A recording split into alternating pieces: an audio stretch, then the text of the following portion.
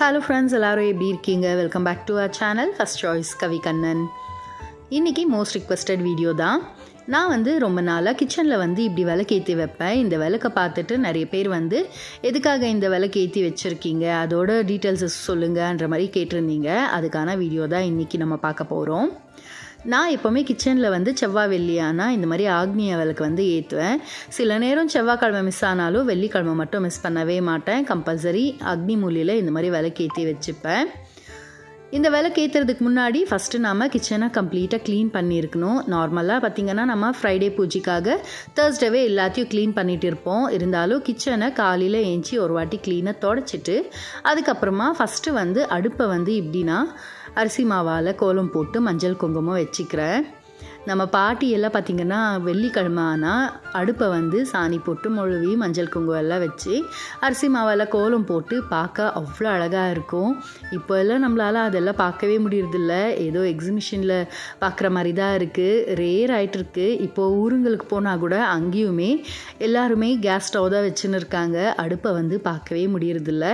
யாருக்கெல்லாம் அந்த மாதிரி அடுப்பு பார்த்துருக்கீங்க, யாருக்கெல்லாம் பிடிக்கும்ன்றதையும் சொல்லுங்கள். எனக்கு ரொம்ப பிடிக்கும். ஊரில் எல்லாம் போய் பார்த்தா அப்படியே அந்த அடுப்பை பார்த்துனே இருக்கலாமான்ற மாதிரி இருக்கும். அதெல்லாம் இப்போ நம்ம ரொம்ப மிஸ் பண்ணுறோம்.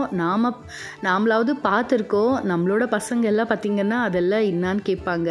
அப்படி தான் இப்போ இருக்கிற ஜென்ரேஷன் இருக்குது. சரி, இருக்கிற ஸ்டவ்வையாவது நம்ம இந்த மாதிரி அலங்காரம் பண்ணிக்கலான்றதுக்காக நான் கம்பல்சரி வெள்ளிக்கிழமை ஆச்சுன்னா இப்படி அரிசி மாவால் கோலம் போட்டு மஞ்சள் குங்குமம் வச்சுப்பேன்.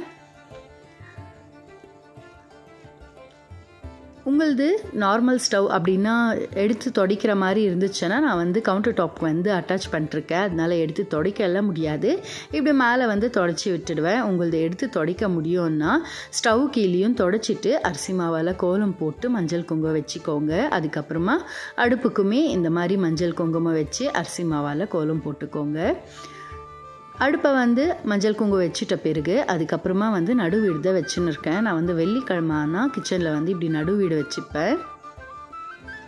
நடுவீடு வச்சுட்டு அடுப்புக்கிட்ட பூ வச்சுட்டு கையெடுத்து கும்பிட்டு அதுக்கப்புறமா தான் ஆக்னிய மூலையில் விளக்கேற்றவே ஆரம்பிப்பேன்.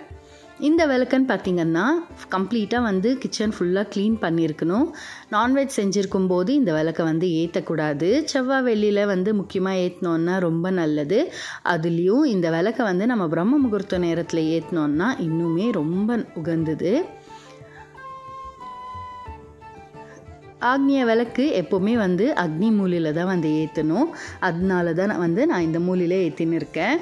அடுப்பு அப்படின்னா கிச்சன் எப்போவுமே அக்னி மூலையில் தான் இருக்கும்.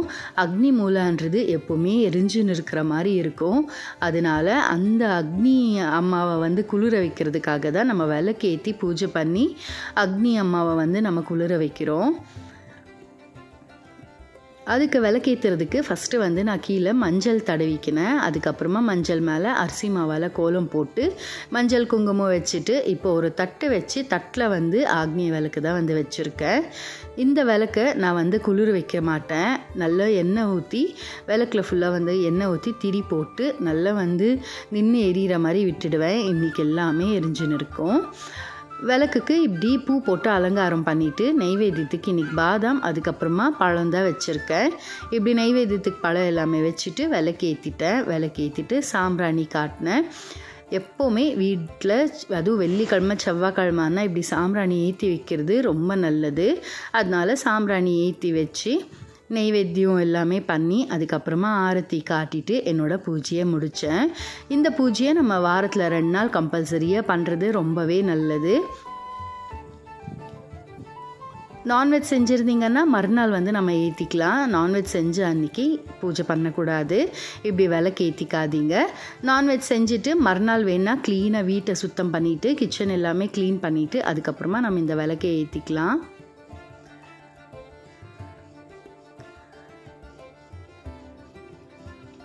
வெள்ளிக்கிழமைனாலே நம்ம வீடு கோயில் மாதிரி மாறிடும். அப்படி தான் எனக்கு ஃபீல் ஆகும். வெள்ளிக்கிழமை வந்தால் அந்த அளவுக்கு இப்போ ஒரு பாசிட்டிவ் வைப்ஸ் நம்ம வீட்டில் இருக்கும். நல்ல ஒரு பாசிட்டிவ் எனர்ஜியும் இன்க்ரீஸ் ஆகும். அதனால் வாரத்தில் அட்லீஸ்ட் ஒரு நாளாவது உங்களால் முடிஞ்சால் வாரத்தில் 2 நாள் பண்ணலாம். இல்லாட்டி அட்லீஸ்ட் வாரத்தில் ஒரு நாளாவது இந்த மாதிரி ஆக்னிய மூலையில் இப்படி விளக்கேற்றி வச்சு நம்ம பூஜை பண்ணால் ரொம்ப நல்லது. எப்போவுமே நமக்கு வீட்டில் ரொம்ப முக்கியமான இடம்னு பார்த்திங்கன்னா கிச்சன் தான். அதுக்கப்புறமா பூஜை ரூம். ஃபஸ்ட்டு வந்து கிச்சனில் நம்ம எந்த அளவுக்கு சுத்தபத்தமாக வச்சு நம்ம எந்த அளவுக்கு சுத்தமாக வச்சுருக்கிறோமோ அவ்வளோ வீட்டுக்கு நல்லது. அதுலேயும் இந்த மாதிரி விளக்கேற்றி வச்சு நம்ம பூஜை பண்ணிவிட்டு நம்மளோட சமையலை வந்து ஸ்டார்ட் பண்ணோன்னா அந்த டே இன்னுமே நல்ல ஒரு பாசிட்டிவ் எனர்ஜியாக இருக்கும். கண்டிப்பாக நீங்களும் இந்த மாதிரி விளக்கேற்றி பூஜை பண்ணி பாருங்கள்.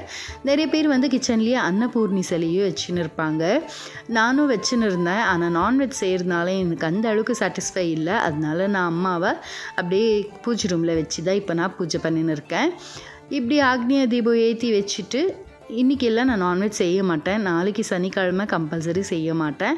அதனால் இன்றைக்கி எல்லாமே விளக்க வந்து கழிக்கக்கூடாது. இன்றைக்கெல்லாம் விட்டுட்டு நாளைக்கு தான் வந்து நான் விளக்கு எல்லாமே எடுப்பேன். இன்றைக்கி காலையிலே ஏற்றி வச்சுட்டேன்னா இன்றைக்கி சாயங்காலம் வரைக்குமே விளக்கு இப்படியே இருக்கும். அதுக்கப்புறமா ஒரு 7 மணிக்காக தான் நான் வந்து விளக்க குளிர வைப்பேன். நாளைக்கு சனிக்கிழமை தான் வந்து விளக்கு வந்து நான் எடுப்பேன். இன்றைக்கெல்லாம் வந்து விளக்கு எதுவும் பண்ண மாட்டேன். வெள்ளிக்கிழமை ஆக்னிய மூலையில் இப்படி தான் விளக்கேற்றி நான் பூஜை பண்ணேன். கண்டிப்பாக உங்களுக்கு இந்த வீடியோ யூஸ்ஃபுல்லாக இருக்கும்னு நினைக்கிறேன். இதோட இந்த வீடியோவை முடிச்சுக்கிறேன். இன்னொரு வீடியோவில் சந்திக்கலாம். Until then, it's bye from Kavita Kannan. Thank you.